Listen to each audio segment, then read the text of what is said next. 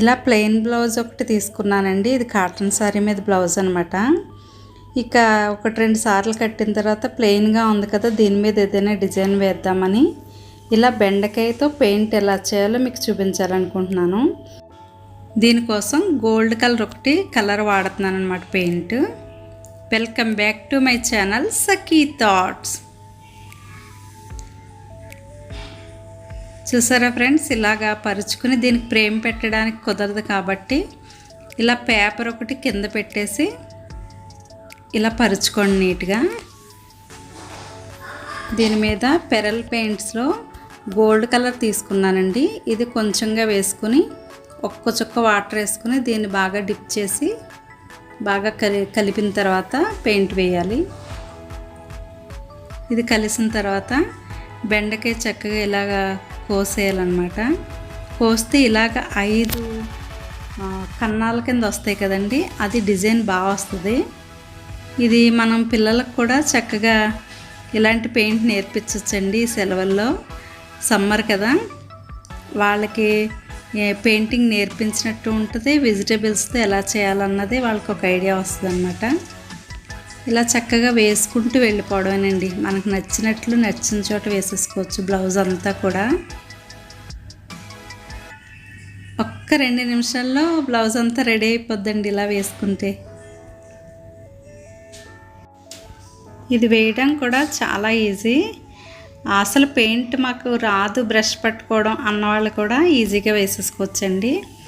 ఇలాగే వెజిటేబుల్స్ చాలా వాటితో మనం వేసుకోవచ్చు. లీఫ్తో వేసుకోవచ్చు, అలాగే బంగాళాదుంపతో వేసుకోవచ్చు,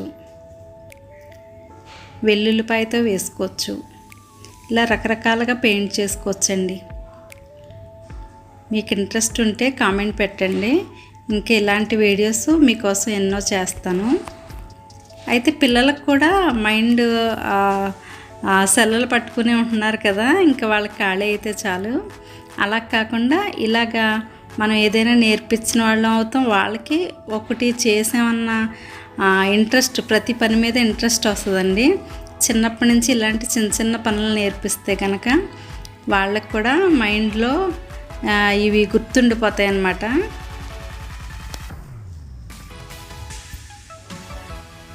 అలాగే ప్లెయిన్గా చూసాం కదండి బ్లౌజు, ఇలాగా డిజైన్ వేసుకున్న తర్వాత బాగుంది కదా. అది అసలు పెయింట్ వేసినట్టుగా లేదు, డిజైన్ అలాగే వచ్చిందా ఈ బ్లౌజ్ మీద అన్నట్టుగా ఉంది కదా. ఇలా మధ్య మధ్యలో గిల్టర్తో డాట్స్ పెట్టేస్తున్నానండి.